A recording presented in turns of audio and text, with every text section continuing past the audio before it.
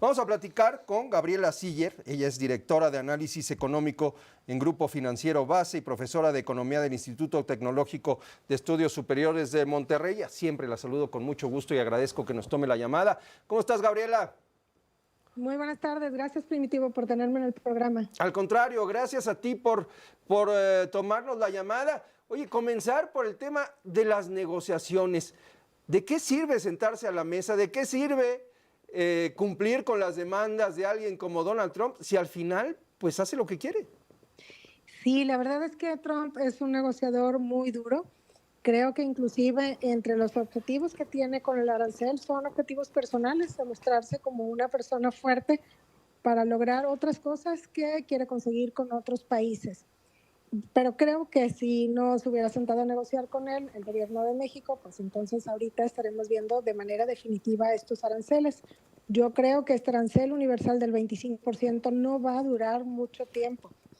Y tan es así que, bueno, pues ya el secretario de Comercio salió a decir que puede ser algo intermedio, que probablemente le dé para atrás Donald Trump en los siguientes días. Y es que también la economía de Estados Unidos va a sufrir por este arancel mayores precios, presiones inflacionarias y probablemente la Fed no pueda recortar la tasa de interés.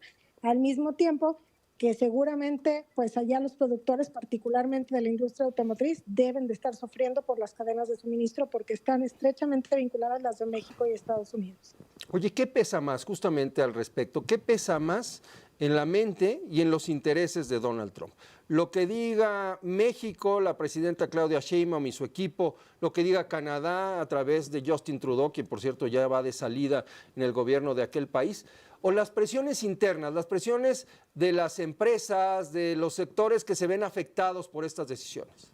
Seguramente los sectores y los intereses que pueda tener Donald Trump en Estados Unidos. No creo que pese tanto lo que vayan diciendo aquí desde el gobierno de México o lo que diga el gobierno de Estados Unidos. Trump es un negociador duro y entonces creo que simplemente ve a las personas como medios para lograr algunos objetivos. Y en este sentido, bueno, pues dijo que quería pues que se frenara el tráfico de personas indocumentadas en su país, el tráfico de droga, y creo que también está por ahí pues un objetivo de aislar a China y seguramente va a querer adelantar la revisión del TEMEC, la que está programada para julio del 2026, y muy probablemente uno de los puntos sea precisamente, un menor comercio con China. Y lo que está haciendo con el arancel, pues entonces es pues dejarnos así en la orilla, o sea, como que sin muchas opciones, porque él sabe cuánto depende México de las exportaciones de Estados Unidos. Si lo vemos como total del PIB, es el 26% del PIB de México, depende directamente de lo que le vendemos a Estados Unidos.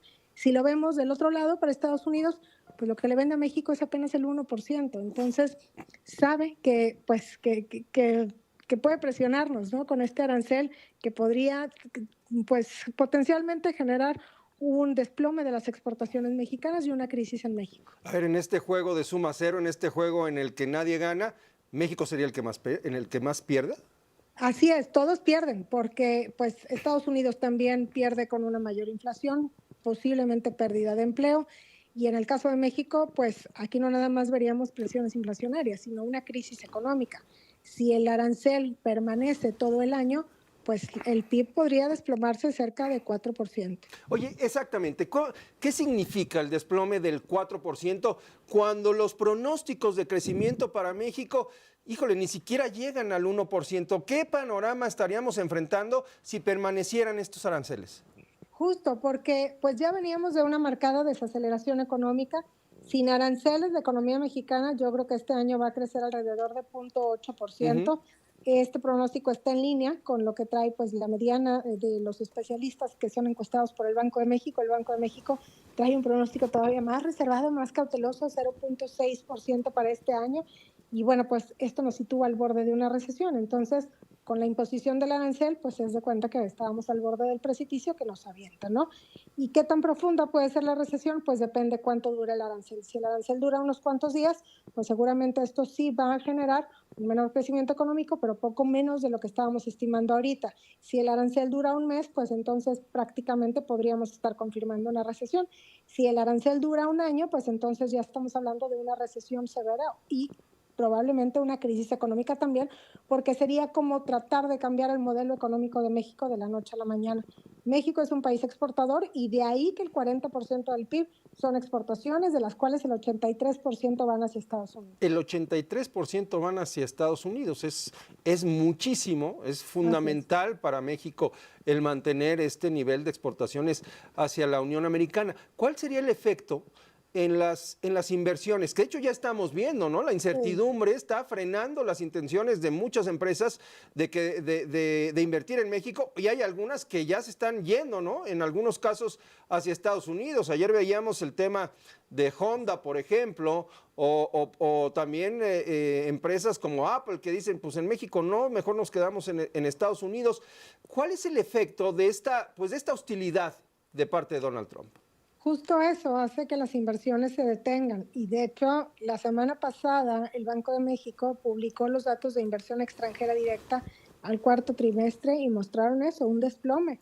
Las nuevas inversiones en todo el 2024 representaron apenas el 8% de la inversión extranjera directa total de México y esta proporción es mínimo en registro a pesar de esta oportunidad del nearshoring.